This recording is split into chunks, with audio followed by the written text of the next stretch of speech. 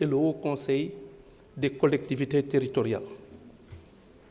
De la même façon, je dois reconnaître que quels que soient les griefs qui ont pu être légitimement peut-être défendus, je n'ai pas entendu quelqu'un dire ou soutenir que, en tout état de cause, quels sont les avantages à maintenir ces institutions. C'est-à-dire quels sont, d'une façon générale, les inconvénients bien précisés qui pourraient résulter de ce projet de dissolution.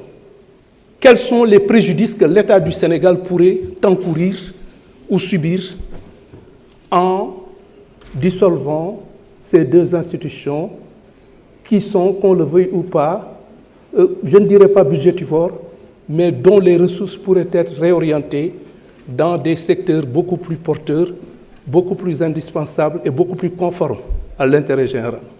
Je n'ai pas entendu un argumentaire dans ce sens-là, et c'est parce que justement il serait difficile de nous dire le préjudice que l'État pourrait subir en décidant de la dissolution de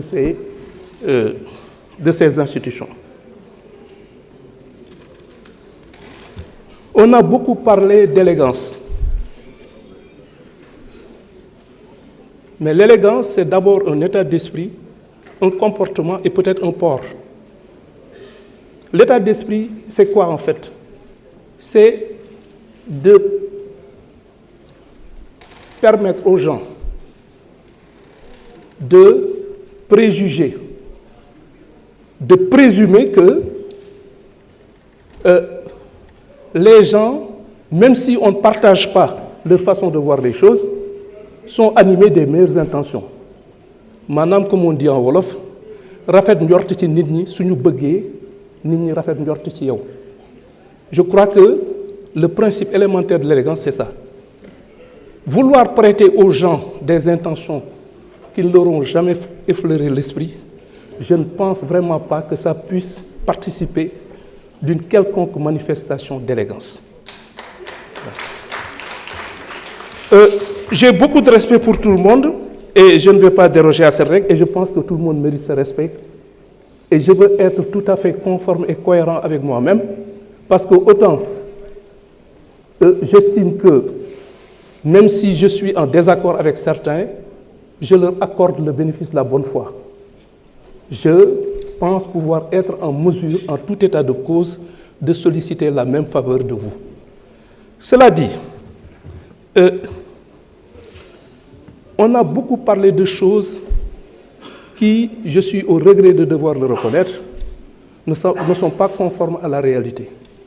D'abord, on a estimé que le président de l'Assemblée nationale a appris en même temps que les autres Sénégalais la dissolution, le projet de dissolution de ces deux institutions. Je regrette, les choses ne sont pas passées comme ça. Pourquoi? Parce que c'est ce jour-là à 18h. C'est à 18h que le projet a été déposé à l'Assemblée nationale, au bureau du président de l'Assemblée nationale. Et le projet, à 18h, et je suis formel, il y a une décharge. À 18h, à 22h, le projet, le communiqué du ministre porte-parole de la présidence a été déposé à 22h. C'est dire donc que, qu'on le veuille ou pas, ça ce sont des faits. Je vous l'ai dit, je ne vais pas entrer dans des considérations. Ça ce sont des faits précis, vérifiables. Bien.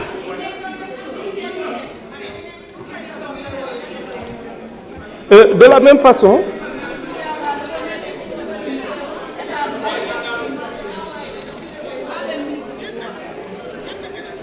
donc je le confirme, le projet a été déposé à 18h.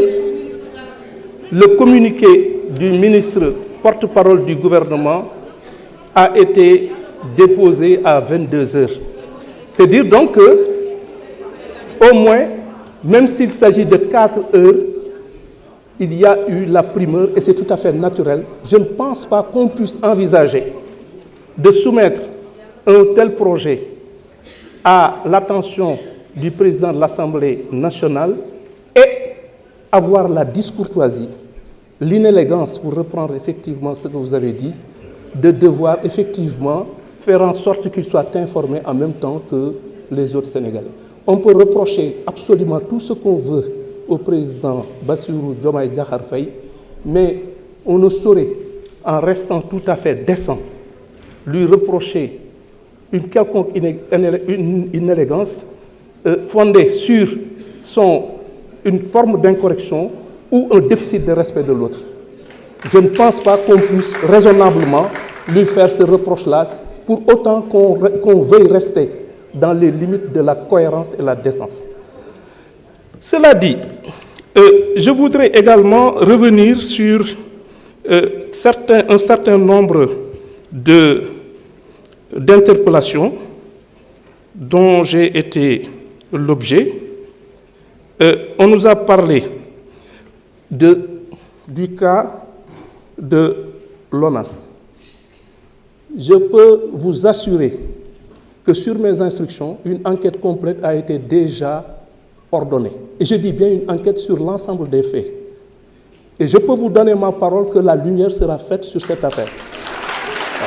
Parce que quand même, on ne peut pas, dans le cadre de cette affaire, se permettre...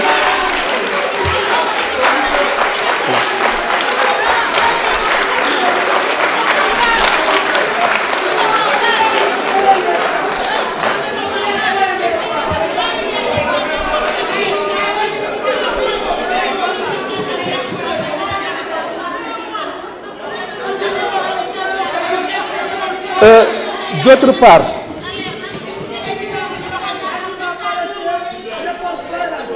part, je peux... Le projet de loi organique a été déposé à 18h. Je peux vous assurer que la loi organique portant règlement intérieur, modification du règlement intérieur de l'Assemblée nationale, a été promulguée après avis favorable du Conseil constitutionnel et reçue le 29 août.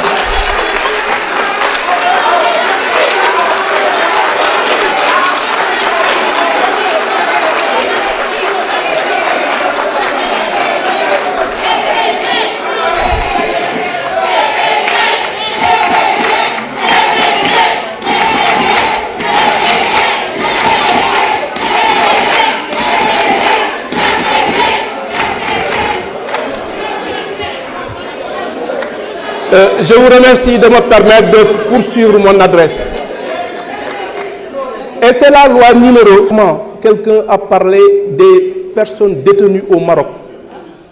Nous sommes déjà en pourparlers avec les autorités marocaines qui sont dans le cadre d'un projet d'accord. Ces personnes-là puissent même communiquer avec leurs familles. Et nous sommes dans une dynamique de règlement de cette affaire au mieux des intérêts de nos compatriotes qui sont actuellement détenus au Maroc.